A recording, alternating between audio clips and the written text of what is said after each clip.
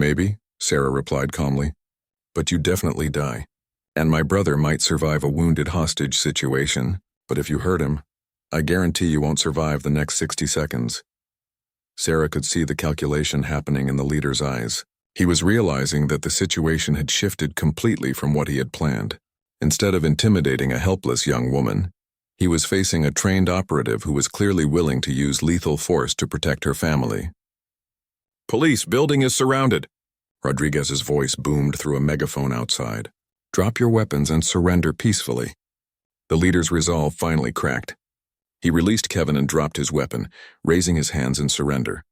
Sarah kept her pistol trained on him until Marcus had secured all 3 kidnappers and confirmed that Kevin was uninjured. As Sarah untied her brother, Kevin looked at her with a mixture of awe and confusion. "What the hell happened to you in the last 6 months? You just took down 3 armed men like it was nothing." Sarah hugged Kevin tightly, feeling the fear and adrenaline finally giving way to relief.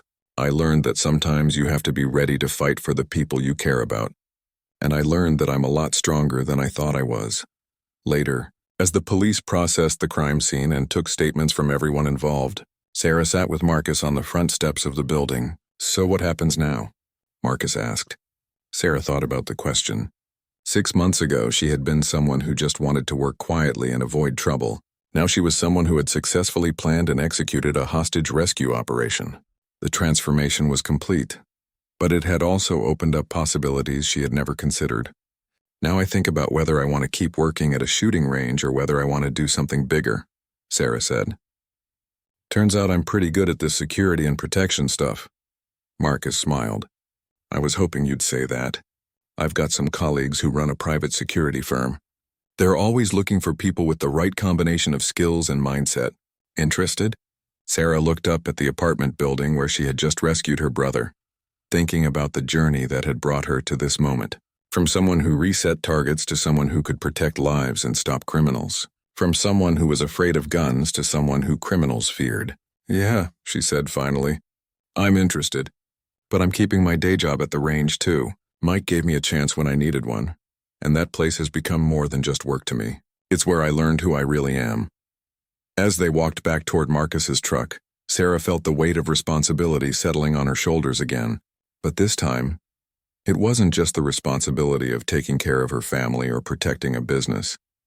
It was the responsibility that came with real capability, with being someone who could make a difference when lives were at stake. She had thought she was just resetting targets. Instead, she had reset her entire life, and she was just getting started. The apartment building stood 3 stories tall in the late afternoon light, looking deceptively normal from the outside. Sarah crouched behind a parked car half a block away, watching through binoculars as Marcus coordinated the surveillance positions. Jake had found an elevated position across the street with a clear view of the front entrance. Tom was covering the rear exit. Rodriguez was maintaining communication with the official police units that were staging nearby, but staying out of sight. "Movement on the 2nd floor," Jake reported through their radio system. 3 individuals visible. One appears to be restrained. Sarah's heart clenched at the confirmation that Kevin was being held on the 2nd floor of her own building. The apartment directly above hers, she realized. The kidnappers had chosen their location to send a message. They knew exactly where she lived, had probably been watching her for weeks. "Any weapons visible?" Marcus asked. "Affirmative. At least 2 handguns that I can see. Possibly more." Sarah studied the building layout in her mind. She had lived there for 3 years and knew every detail. The 2nd floor apartment they were using had 2 entrances, the front door that opened onto the central hallway, and a fire escape window that faced the alley behind the building. If she could create a distraction at one entrance, Marcus and Tom could breach through the other. "I'm going in through the front," Sarah announced. "They want me, so I'll give them what they want." "That should draw their attention away from the fire escape." Marcus shook his head immediately. "Too risky. We don't know how many of them there are or what their orders are regarding Kevin if things go sideways." "That's exactly why it has to be me," Sarah insisted. "They took Kevin to get to me. They want something from me specifically. If I don't show up, they might hurt him just to prove they're serious." Before Marcus could argue further, Sarah's phone rang again. The same number as before, Kevin's phone. "Sarah," the voice said when she answered. "I hope you've had time to think about our situation. We're waiting for you in apartment 2B. Come alone unarmed and we can discuss terms. What terms? Sarah asked, stalling for time while signaling the others to continue their preparations. The terms under which your brother continues breathing. The voice replied coldly. You embarrassed some very important people 6 months ago. Costs them money and reputation. They want both back. Sarah felt her anger building, but Marcus's training helped her channel it into focus rather than rage. How do I know Kevin is still alive? There was a brief pause, then Kevin's voice came on the line. Sarah, don't come up here. There are 3 of them and they've got... The phone was yanked away and Kevin's voice was cut off, but Sarah had heard enough. He was alive and coherent. More importantly, he had confirmed Jake's count of 3 kidnappers. You've got 15 minutes, the original voice said. After that, we start sending pieces of your brother down to the lobby. The line went dead. Sarah looked around at her team, all experienced professionals who had faced similar situations before. But this wasn't their family member being threatened. The final decision had to be hers. Here's how we do this, Sarah said, her voice steady despite the fear and anger churning inside her. I go up the front stairs, announce myself, and try to negotiate. While I have their attention, Marcus and Tom come through the fire escape. Jake provides overwatch and takes out anyone who tries to flee. Rodriguez coordinates with the police units to secure the building perimeter. What if they just shoot you the moment you walk through the door? Tom asked. They won't, Sarah replied with more confidence than she felt. They need me alive to get whatever they want. Money, information, or just the satisfaction of revenge. Dead, I'm worthless to them. Marcus studied her face for a long moment. You've thought this through? I've had 6 months to think about what I would do if someone threatened my family again, Sarah said. I won't let fear stop me from protecting Kevin, just like I didn't let fear stop me from protecting myself in the range. The team synchronized their watches and communication systems. Sarah would make contact with the kidnappers in 10 minutes, giving Marcus and Tom time to reach the fire escape. Jake would monitor all radio traffic and provide tactical updates. Rodriguez would be ready to bring in official backup if the situation escalated beyond what the small team could handle. Sarah checked her concealed pistol one final time, then started walking toward the building. She had told the kidnappers she would come unarmed, but Marcus's training had taught her that keeping promises to criminals was less important than staying alive. The weapon was hidden beneath her jacket, accessible but not visible. The building's lobby was eerily quiet. Mrs. Patterson, the elderly woman who lived on the first floor, was probably hiding in her apartment after seeing strange men in the hallways. Sarah climbed the stairs slowly, giving her team time to get into position while also listening for any sounds that might give her additional information about the situation. At the second-floor landing, she paused outside apartment 2B. The door was slightly ajar, suggesting the kidnappers wanted her to enter without knocking. Through the crack, she could hear muffled voices and the sound of someone moving around. I'm here, Sarah called out. Let me see Kevin and we can talk. The door swung open to reveal a man she didn't recognize pointing a pistol at her chest. He was young, maybe mid-20s, with the nervous energy of someone who wasn't entirely comfortable with the situation. Inside. Slowly. Hands where I can see them. Sarah complied, stepping into the apartment that she knew belonged to Mr. Chen, an elderly man who was apparently not at home. The furniture had been pushed around to create clear sight lines, and she could see Kevin tied to a chair in the center of the living room. He looked frightened but uninjured. 2 other men were positioned around the room. One, older and clearly in charge, stood near the kitchen doorway with a clear view of both the front door and the fire escape window. The third man was younger, probably the muscle of the operation, standing guard near Kevin. Sarah Rodriguez, the leader said. You're smaller than I expected for someone who caused so much trouble. What do you want? Sarah asked, keeping her voice calm while mentally cataloging the positions of all 3 men, and noting that none of them seemed to be watching the fire escape window as carefully as they should be. Justice, the leader replied. You cost our organization a significant amount of money and credibility. Tony and his team were good earners before you put them in prison. Their replacements aren't as effective. Sarah almost laughed at the absurdity of criminals complaining about justice, but she kept her expression neutral. So what, you want me to pay you money? Apologize? What exactly would constitute justice in your mind? We want you to understand that there are consequences for interfering with our business operations, the leader said. We want you to close down that shooting range and convince the owner to sell to our clients. And we want you to leave town. And if I don't, the leader gestured toward Kevin, then your brother pays the price for your stubborn pride. Sarah could hear the faint sound of movement outside the fire escape window, so quiet that only someone trained to listen for it would notice. Marcus and Tom were in position. Now she needed to keep the kidnappers focused on her. The shooting range isn't mine to close, Sarah said. I just work there. You're more important there than you realize, the leader replied. Word gets around in our business. People know that place has real security now, professional security. Take that away and it becomes just another easy target. Sarah felt a moment of pride despite the dangerous situation. 6 months of training and 1 successful defense had apparently earned her a reputation in criminal circles. She was no longer just someone who reset targets. She was someone criminals respected and feared. I need to think about this, Sarah said, stalling for more time. These are big decisions. Life-changing decisions. The leader smiled coldly. You've got exactly 30 seconds to make those life-changing decisions. After that, your brother starts losing fingers. That was when Sarah heard the sound she had been waiting for, the soft crash of the fire escape window being breached. The older guard spun toward the sound, giving Sarah the opening she needed. Everything happened in seconds. Sarah dropped to the floor and rolled behind the couch as Marcus and Tom burst through the window. The young guard near the door tried to swing his weapon toward the new threats, but was tackled by Marcus before he could fire. Tom engaged the muscle near Kevin, using hand-to-hand combat techniques to disarm him without risking a stray bullet hitting the hostage. The leader, caught between multiple threats, made the mistake of trying to use Kevin as a human shield. He grabbed the chair and tried to drag it toward the front door, but Sarah was already moving. 6 months of training had taught her to act decisively when lives were at stake. Sarah's pistol was in her hands before the leader realized she was armed. Drop the weapon and step away from my brother. For a moment, everything was perfectly still. The leader had his gun pointed at Kevin's head. Sarah had her weapon trained on the leader, and Marcus and Tom had secured the other 2 kidnappers. It was a standoff that could go wrong in multiple directions. You shoot me and your brother dies, the leader said.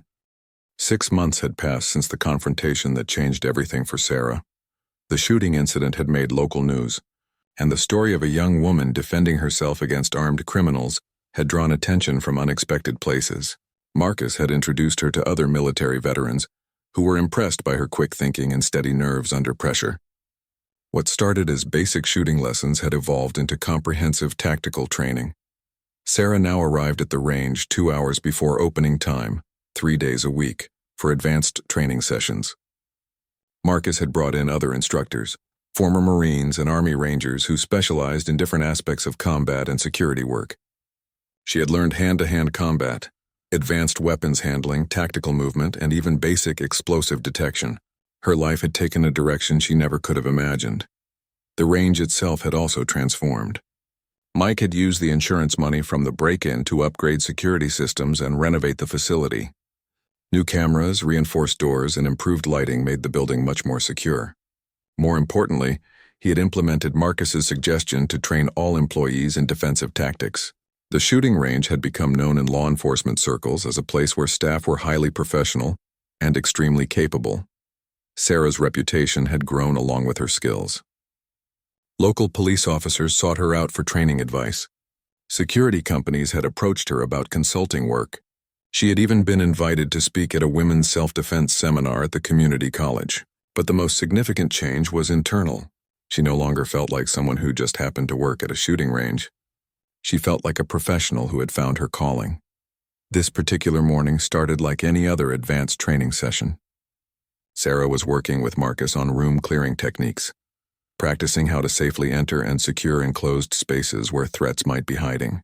The training was intense and physically demanding, requiring split-second decision-making and precise movement coordination. Remember, corners are your enemy, Marcus called out as Sarah moved through the mock house setup they had constructed in the back training area. Every corner could hide a threat. Never rush, never assume a space is clear until you've verified it. Sarah nodded, her focus complete as she worked through the scenario. She had learned to think like a protector rather than just a defender, always considering not just her own safety but the safety of others who might need her help. They were halfway through the exercise when Sarah's phone vibrated with an emergency text message. She glanced at it during a break between scenarios and felt her blood run cold. Kevin's in trouble. Armed men at apartment. Need help now. The message was from her brother's phone, but something about the wording seemed off. Kevin wouldn't text like that in a real emergency. He would call 911 first, then call her. The formal, stilted language suggested someone else was using his phone. Sarah showed the message to Marcus, who studied it with the analytical eye of someone trained to spot deception and manipulation. "This is bait," Marcus said immediately. "Someone wants to draw you away from here, away from backup and support. The question is why?" Before Sarah could respond, her phone rang. The caller ID showed Kevin's number, but when she answered, an unfamiliar voice spoke. "Sarah, this is Detective Morrison with the city police. There's been an incident at your apartment. Your brother is safe, but we need you to come down to the station to answer some questions." Every instinct Marcus had trained her to develop was screaming warnings. Real police officers identified themselves differently. They didn't call from civilian phones. And they didn't ask family members to come to the station for questioning about incidents involving their relatives. "Can you give me your badge number and the station address?" Sarah asked. "I want to verify this call before I go anywhere." There was a pause on the other end of the line. "Ma'am, this is an emergency situation. Your brother specifically asked us to call you. He's very worried and needs to see you right away."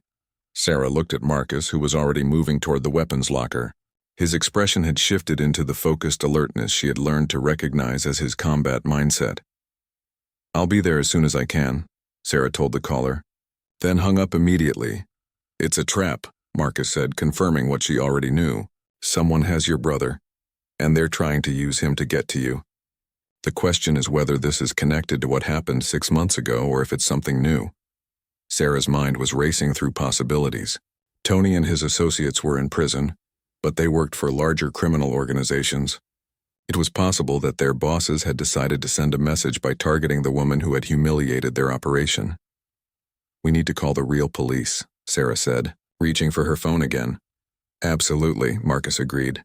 "But we also need to be prepared for the possibility that whoever has Kevin isn't going to wait for law enforcement to resolve this through official channels." Sarah called 911 and reported the situation to the dispatcher. Within minutes, police units were being dispatched to her apartment building, and detectives were being notified about the potential kidnapping. But Sarah knew that official response, no matter how quick, might not be fast enough to help Kevin. "I need to get to my apartment," Sarah said. "If they have Kevin, that's where this is going to play out." Marcus was loading equipment into a tactical bag as she spoke. "We're not going in blind, and we're not going in alone. I'm calling for backup." Over the past months, Sarah had learned that Marcus was connected to a network of military veterans who worked in various security and law enforcement roles throughout the city. Within 20 minutes, 3 other men had arrived at the range. Sarah recognized them from previous training sessions. Jake, a former Marine sniper. Rodriguez, the police sergeant who had responded to the break-in. And Tom, a private security consultant who specialized in hostage situations. "Here's what we know," Marcus briefed the group. "Sarah's brother has been taken, probably as bait to draw her into a trap. The kidnappers are using his phone to make contact. They've already made one attempt to get her to an isolated location using a fake police identity. Rodriguez was coordinating with other units in the police department, ensuring that official response was properly organized. But he had also agreed to work with Marcus's team in an unofficial capacity, understanding that time was critical in kidnapping situations. "I've been in contact with Kevin's phone," Jake reported. "The signal is coming from the apartment building, but it's moving around. Either they're on the move inside the building or they want us to think they are." Sarah studied the tactical map of her apartment building that Marcus had quickly sketched out. She knew every entrance, every stairway, every potential hiding place. If the kidnappers thought they could use her home territory against her, they were making a serious mistake. "They chose the wrong target," Sarah said quietly. 6 months ago, they would have had a helpless victim. Now they've got someone who's been trained by the best, someone who knows that building better than they do, and someone who's really angry about them threatening her family. Tom looked up from his equipment check. "What's the plan?" Marcus turned to Sarah. "It's your call. Kevin is your brother. This is your neighborhood, and you're the one they're really after. How do you want to handle this?" Sarah felt the weight of leadership settling on her shoulders. 6 months ago, she had been someone who reset targets and cleaned brass casings. Now she was being asked to plan and lead a rescue operation. The transformation was complete, but it didn't feel sudden or overwhelming. It felt like the natural result of months of training and preparation. "We treat this like a professional operation," Sarah said. "Full reconnaissance before we move. Multiple entry points to confuse their defensive positions. Coordination with official law enforcement to minimize legal complications afterward. And we go in with the assumption that they're armed and willing to hurt Kevin if they feel cornered." Rodriguez nodded approvingly. "Sounds like a solid tactical approach. What do you need from the official side?" "Time," Sarah replied. "Keep the uniformed units at a distance until we can assess the situation. If this goes bad and becomes a shootout, I don't want patrol officers walking into crossfire they're not prepared for." As they loaded their equipment and prepared to move toward the apartment building, Sarah felt the same focused calm that had carried her through the confrontation at the shooting range. But this time the stakes were higher. This wasn't just about defending herself or protecting a business. This was about saving her brother, the most important person in her world. "One more thing," Marcus said as they prepared to leave. "These people made this personal when they involved your family. But don't let anger cloud your judgment. Stay professional, stay smart, and remember everything you've learned. Kevin is counting on you to be the person you've become, not the person you used to be." Sarah checked her equipment one final time, then looked around at the team that had assembled to help her. 6 months ago, she had been alone and helpless when criminals threatened people she cared about. Now she was part of a community of professionals who looked out for each other and stood together against threats. "Let's G brother back," she said. As they drove toward the apartment building in Tihar, Sarah listened to the conversation, but part of her mind was still replaying the confrontation. She had crossed another line tonight, moving from someone who could shoot at paper targets to someone who could defend herself and others against real threats. It was a sobering realization, but not a frightening one. "What happens next?" Sarah asked. "Next, we make sure everyone who works here gets the same training you did," Mike said. "And we upgrade our security systems. And we make it very clear to anyone who might be watching that this business is prepared to defend itself." As they prepared to leave, Marcus pulled Sarah aside one more time. "You've got good instincts and solid training. But tonight was just the beginning. If you want to really be prepared for situations like this, there's more you need to learn." "What kind of more?" Sarah asked. "Advanced defensive tactics, close quarters combat, team coordination. The kind of skills that turn a person into someone criminals really don't want to mess with." Sarah looked back at the shooting range. Thinking about Tony's wounded wrist and the 2 men who were now in police custody, she thought about Mike, who had given her a job and treated her fairly. She thought about Kevin, waiting for her at home, and about all the innocent people who just wanted to practice their shooting skills in a safe environment. "When do we start?" she asked. 2 weeks had passed since Sarah's first shooting lesson, and she had trained with Marcus 4 more times. Each session built on the previous one, adding new skills and challenges. She could now hit the center of a target consistently at 25 yards, had learned to shoot from different positions, and had even practiced basic tactical reloading. But more importantly, she had developed the confidence that came with competence.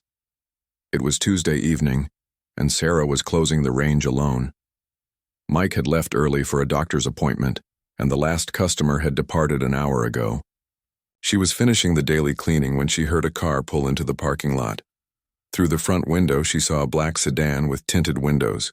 Her training with Marcus had taught her to pay attention to details, and something about this car raised her alertness level. 3 men got out of the sedan. Sarah recognized Tony, the leader from the previous confrontation, but the other 2 were different from before, larger, more intimidating. These weren't local thugs trying to shake down a small business. These men looked like professional muscle. Sarah quickly moved to the front desk and checked the security system. The panic button that connected directly to the police station was within easy reach. Her cell phone was charged and ready. Most importantly, the pistol that Marcus had helped. Her purchase was locked in the safe beneath the counter, loaded and ready for emergency use. The front door opened, setting off the entry chime. Tony walked in first, followed by his 2 companions. He looked around the empty range with obvious satisfaction. Well. "Little Sarah, all by herself tonight," Tony said. "Where's your Navy SEAL friend? Where's Mike?" "The range is closed," Sarah said, trying to keep her voice steady. You need to leave. Tony laughed. We're not here as customers, sweetheart. We're here to finish the conversation we started with Mike. Since he's not here, you can pass along a message. One of the new men walked around the counter, just as his predecessor had done weeks earlier. But this one didn't just look at the displayed firearms. He reached for one of the cases. Don't touch that, Sarah said firmly. Those cases are locked, and only authorized personnel can handle the inventory. The man looked at Tony, who nodded. Without warning, the thug smashed the glass case with his elbow. Alarms immediately began blaring throughout the building. Oops, Tony said with a fake smile. Looks like we had an accident. Tell you what, Sarah, you turn off that alarm and give us 5 minutes to look around and maybe we'll forget this little mishap happened. Sarah's training kicked in. Marcus had spent hours teaching her about situational awareness and threat assessment. She was outnumbered 3-1. The men were bigger and stronger than her, but she had advantages they didn't know about. She knew the layout of the building better than they did. She had backup coming because of the alarm, and she had skills they weren't expecting. The alarm is connected to the police station, Sarah said. They'll be here in about 4 minutes. You should leave now before this gets worse for you. Tony's expression darkened. You know what, Sarah? I don't think you understand your situation here. We're not just some local boys trying to make a few bucks. We represent serious people with serious business interests. Mike's little shooting gallery is sitting on valuable real estate, and our clients want him gone. The second thug had moved to block the front door while the first one continued ransacking the display cases. Sarah realized they weren't just here to threaten or intimidate. They were here to steal weapons and possibly hurt her in the process. Last chance, little girl, Tony continued. Turn off the alarm and call Mike. Tell him he's got 24 hours to accept our offer, or things are going to get very unpleasant for everyone involved. Sarah's hand moved slowly toward the safe beneath the counter. I can't turn off the alarm from here. The control panel is in the back office. It was a lie, but it bought her a few seconds to think. Marcus's training had covered scenarios like this. Rule 1, try to de-escalate if possible. Rule 2, if de-escalation fails, don't hesitate to defend yourself. Rule 3, always assume criminals are armed and dangerous. Then let's take a walk to the back office, Tony said, motioning for her to come around the counter. Sarah knew that if she let them isolate her in the back office, her chances of survival would drop dramatically. This was the moment Marcus had prepared her for, the moment when all the training either mattered or didn't. I'm not going anywhere with you, Sarah said, her hand now resting on the safe's electronic lock. Tony's patience finally ran out. He reached inside his jacket and pulled out a pistol, pointing it directly at Sarah. Listen, you stupid girl. We're done playing games. You're going to do exactly what I tell you or you're going to get hurt. Sarah felt time slow down, just like Marcus had said it would in a high-stress situation. She could hear her own heartbeat, could see every detail of Tony's face, could smell the fear sweat coming off her own body. But underneath the fear was something else, a cold, determined calm that she recognized from her training sessions. Okay, Sarah said, raising her hands as if in surrender. Don't shoot. I'll cooperate. Tony smiled, thinking he had won. That was his mistake. Sarah's hands dropped to the safe, her fingers flying over the electronic keypad. Marcus had made her practice this sequence hundreds of times until she could do it without looking. The safe opened with a soft click. What are you doing? Tony shouted, swinging the pistol toward her. Sarah's hand found the grip of her pistol just as Marcus had taught her. Proper grip, smooth draw, safety off, sight alignment, trigger control. All the hours of practice had trained her muscles to work without conscious thought. The shot was louder in the enclosed space than it had ever been during practice. Tony's gun flew from his hand as Sarah's bullet shattered his wrist. He screamed and fell to his knees, clutching his wounded arm. The other 2 men froze, shocked by the sudden reversal of the situation. They had expected to intimidate a helpless young woman. Instead, they were facing someone who had just demonstrated both the skill and the will to defend herself. On the ground now, Sarah shouted, keeping her pistol trained on the remaining threats. Hands where I can see them. The man who had been blocking the door, started to reach inside his jacket, probably for a weapon of his own. Sarah shifted her aim toward him. "Don't," she said quietly. "I've already shot one of you. Don't make me shoot two." The man stopped moving, his hand halfway to his weapon. The sound of sirens was getting closer, and Sarah knew backup was almost there. "Smart choice," Sarah said. "Now get on the ground next to your friend." Both men complied, lying face down on the floor while Tony continued moaning about his wounded wrist. Sarah kept her pistol ready but pointed safely away from them, just as Marcus had taught her. The police arrived in less than a minute, followed closely by paramedics and Mike, who had heard about the break-in on his police scanner. As the officers took the three men into custody, Sarah finally allowed herself to lower her weapon. Mike rushed over to her, his face pale with worry. "Sarah, are you okay? Are you hurt?" "I'm fine," Sarah said, though her hands were shaking now that the adrenaline was wearing off. "They broke into the display cases and threatened me with a gun. I had to defend myself." One of the police officers, a sergeant named Rodriguez who was a regular customer at the range, interviewed Sarah about what had happened. She walked him through the entire incident, from the moment the men arrived until she fired the shot that wounded Tony. "You did everything right," Rodriguez told her. "Clear case of self-defense.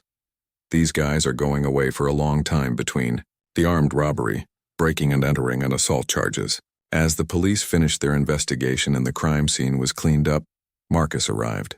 Sarah had called him as soon as the immediate danger was over, and he had driven straight to the range. "I heard what happened," Marcus said. "Are you all right?" Sarah nodded, though she was still processing everything that had occurred. "I think so. It all happened so fast, but the training worked. Everything you taught me, it all came together when I needed it." Marcus studied her face carefully. "How do you feel about what you had to do?" Sarah considered the question.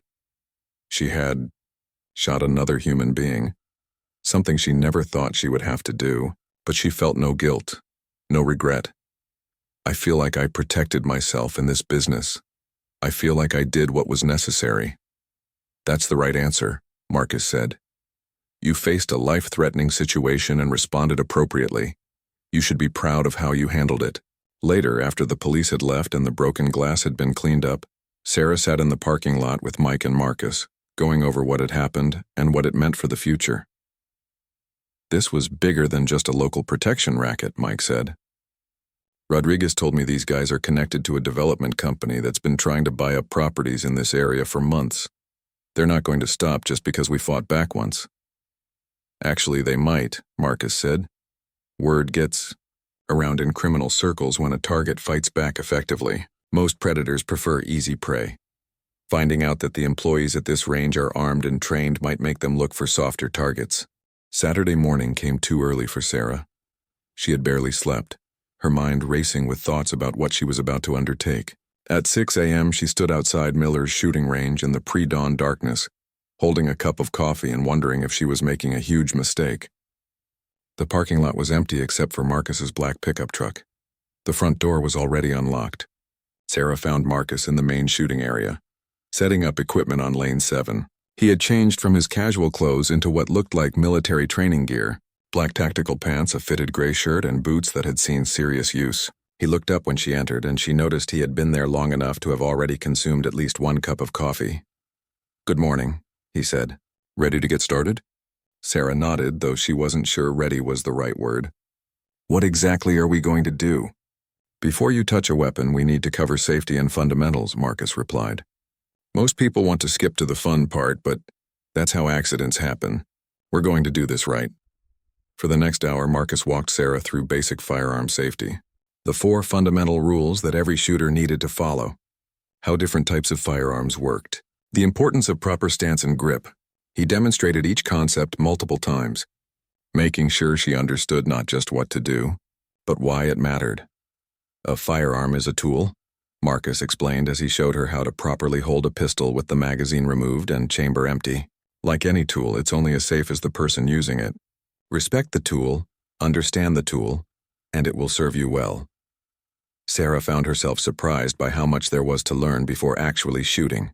She had watched customers at the range for 2 years, But she had never realized how much technique was involved in something that looked so simple from the outside. "Now," Marcus said, "we're going to start with dry fire practice. No ammunition, just getting comfortable with the mechanics." He handed her a pistol that had been checked multiple times to ensure it was completely empty. Even so, Sarah's hands shook slightly as she took it.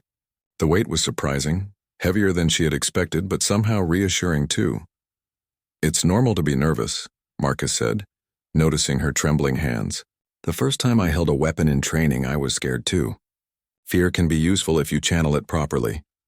Under Marcus's guidance, Sarah practiced her grip, her stance, and her sight alignment, again and again until the movement started to feel less foreign. Marcus was patient but demanding, correcting small errors and explaining why each detail mattered. "Shooting isn't about strength," he told her. "It's about consistency and control. Every shot should be the same as the last one. Same grip pressure, same sight picture, same trigger pull." After what felt like hours of dry fire practice, Marcus finally loaded a single round into the pistol. Sarah's nervousness returned immediately. "Just one shot," Marcus said. "Focus on everything we've practiced. Grip, stance, sight alignment, smooth trigger pull. Don't think about anything else." Sarah raised the pistol, trying to remember all the instructions. Her heart was pounding so loud she was sure Marcus could hear it. She lined up the sights on the target 10 yards away, took a breath, and slowly pressed the trigger. The gunshot was louder than she expected, even with ear protection. The recoil pushed the pistol up and back, but not as violently as she had feared. When the echo faded, Sarah looked downrange at the target. There was a hole in the paper, not in the center, but at least on the target. "Not bad for a first shot," Marcus said. "How did it feel?" Sarah considered the question. "Scary, but also powerful. I can see what you meant about understanding power." They continued with single shots, Marcus analyzing each one and helping Sarah make adjustments. Gradually, her shots moved closer to the center of the target. With each round, she felt a little more confident and a little more in control. During a break, Marcus asked her about her background. Sarah found herself telling him about her father's heart attack, the medical bills, her brother's college expenses, and how she had ended up working at the range.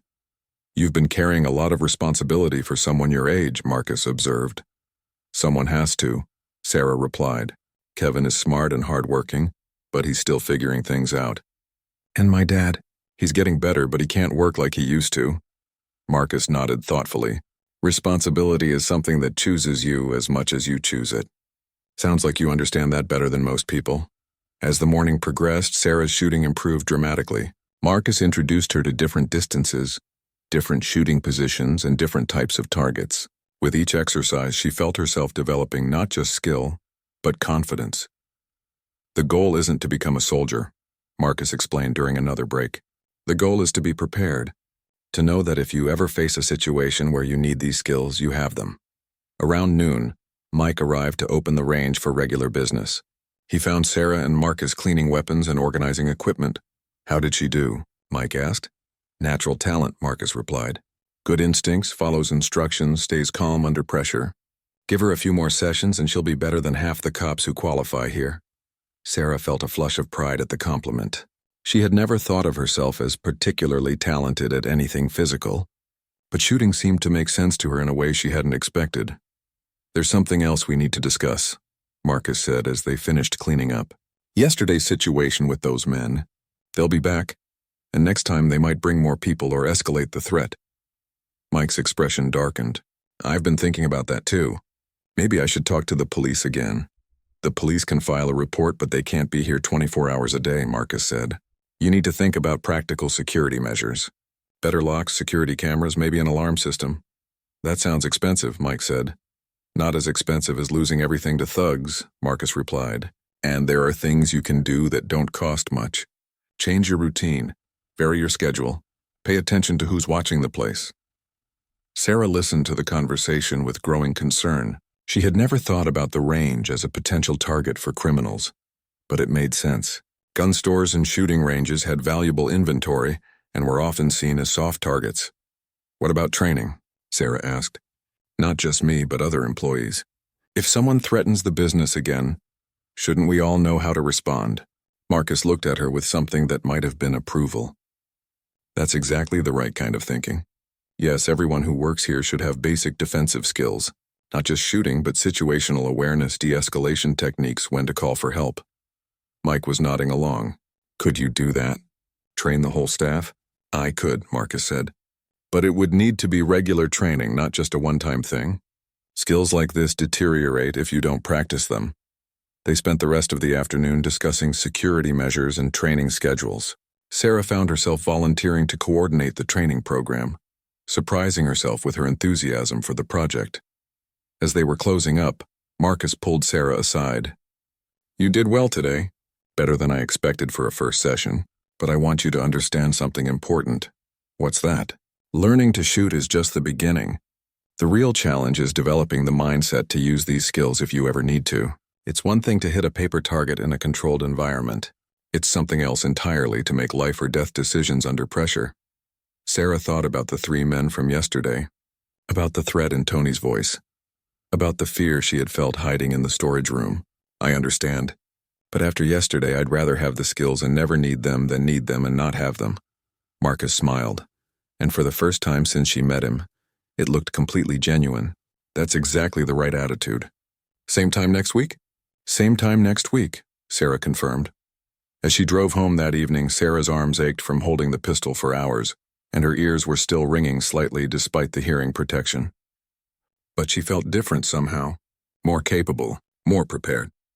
Like she had taken a step toward becoming the person she needed to be, rather than just the person she happened to be. When she got home, Kevin was waiting with dinner and a million questions about the training. Sarah found herself telling him everything, from the safety lessons to the first shot to the discussions about range security. Sounds like this Marcus guy knows what he's talking about, Kevin said. He does, Sarah agreed. But more than that, I think he's trying to teach me something bigger than just shooting. About taking responsibility for my own safety and the safety of people I care about. That night, Sarah fell asleep thinking about the next training session and wondering what other skills Marcus would teach her.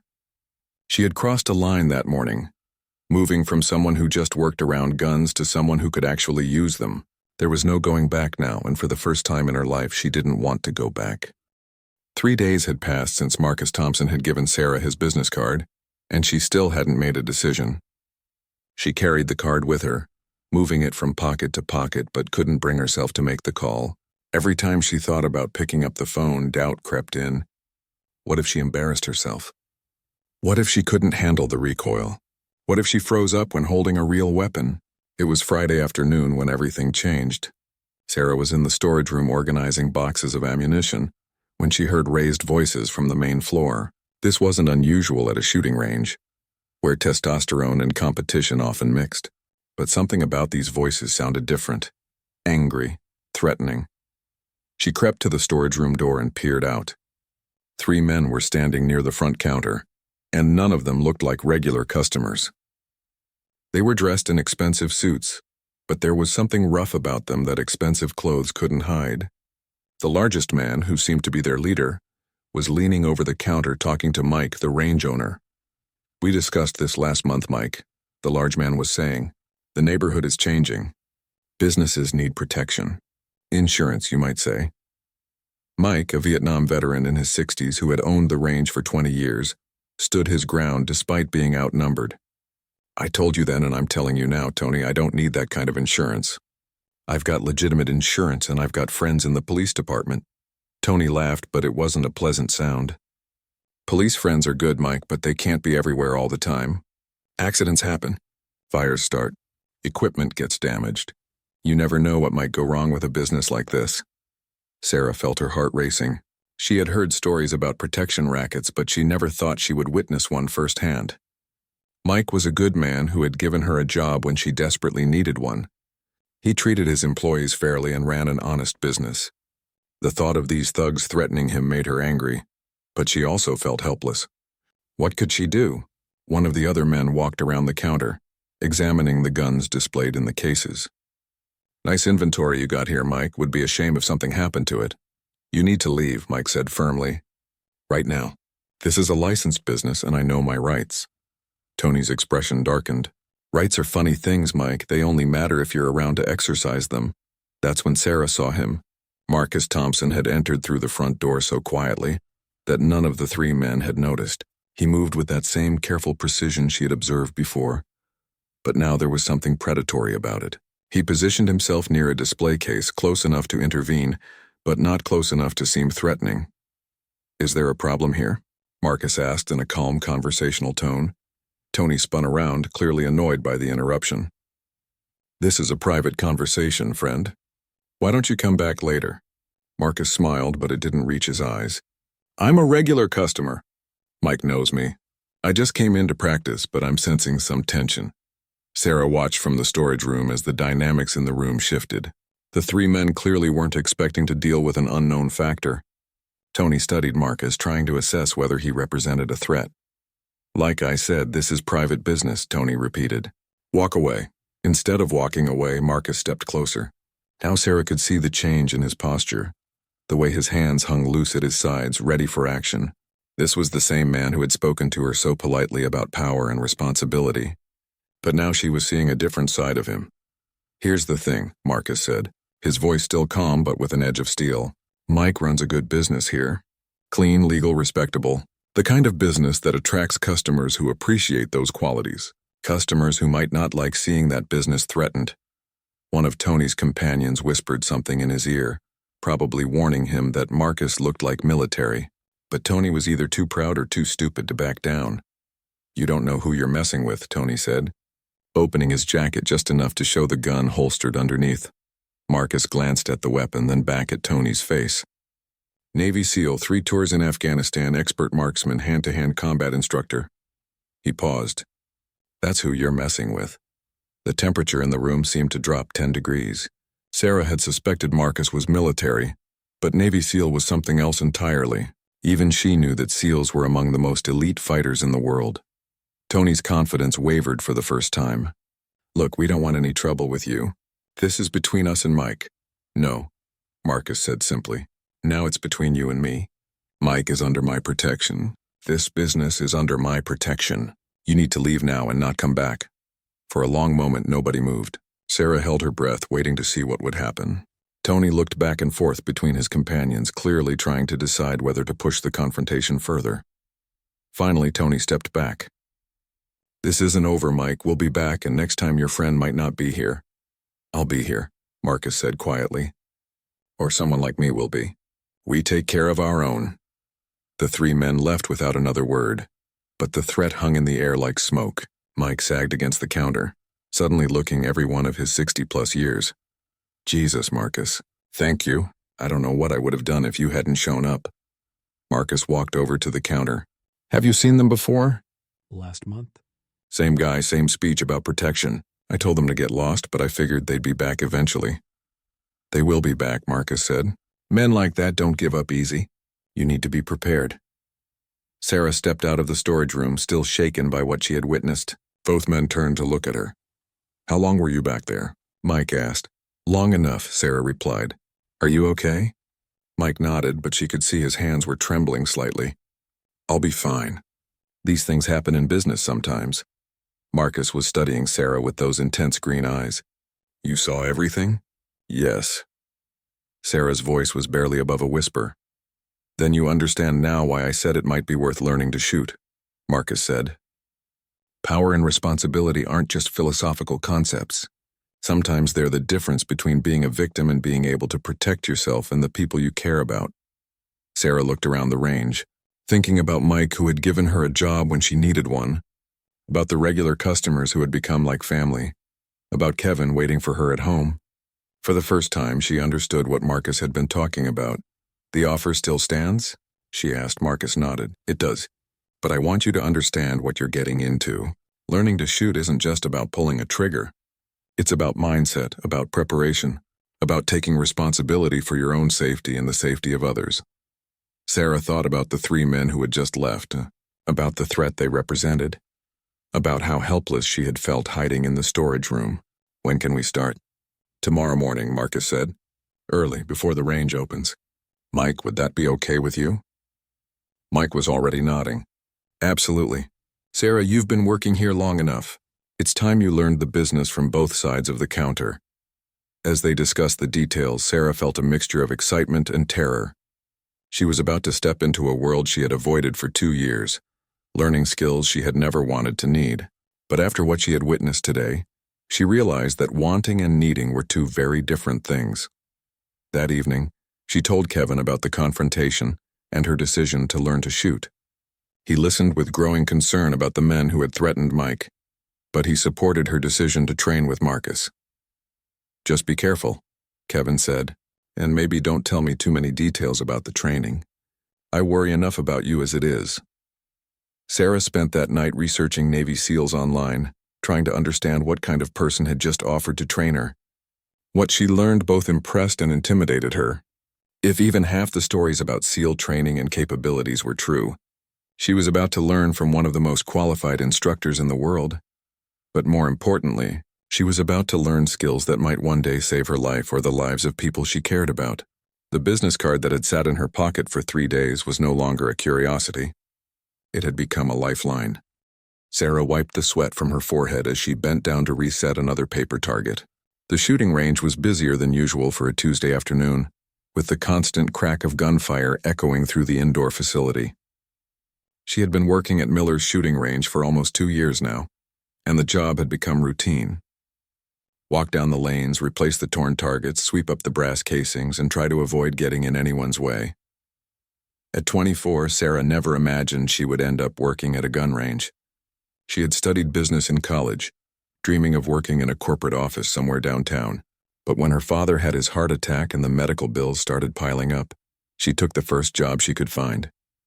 The pay wasn't great, but it covered her share of the rent for the small apartment she shared with her younger brother. The customers at the range were mostly the same people every week.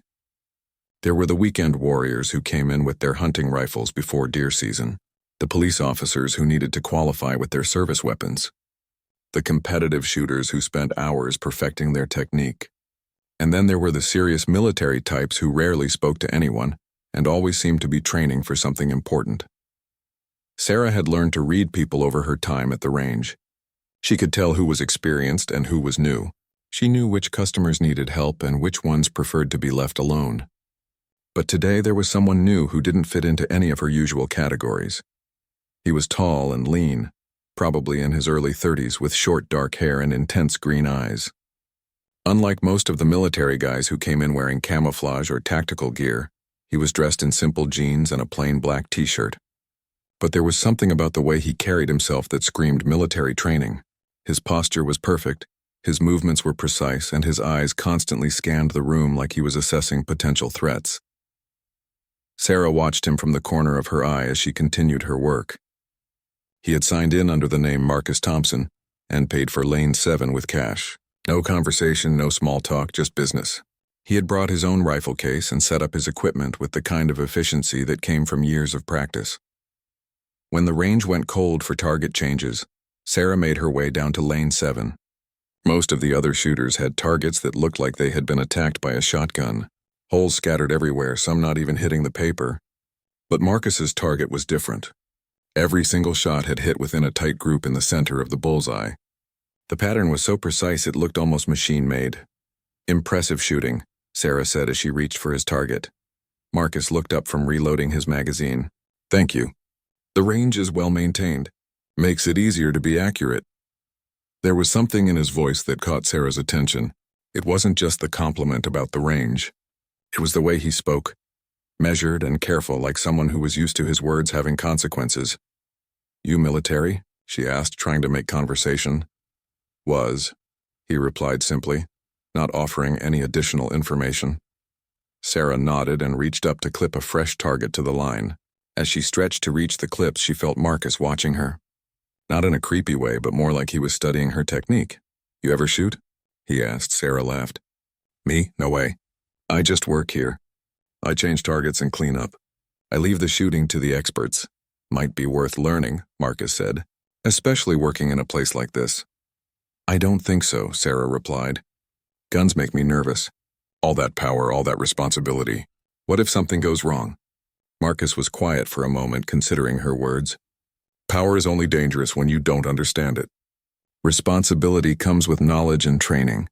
Before Sarah could respond, the range officer called for the line to go hot again.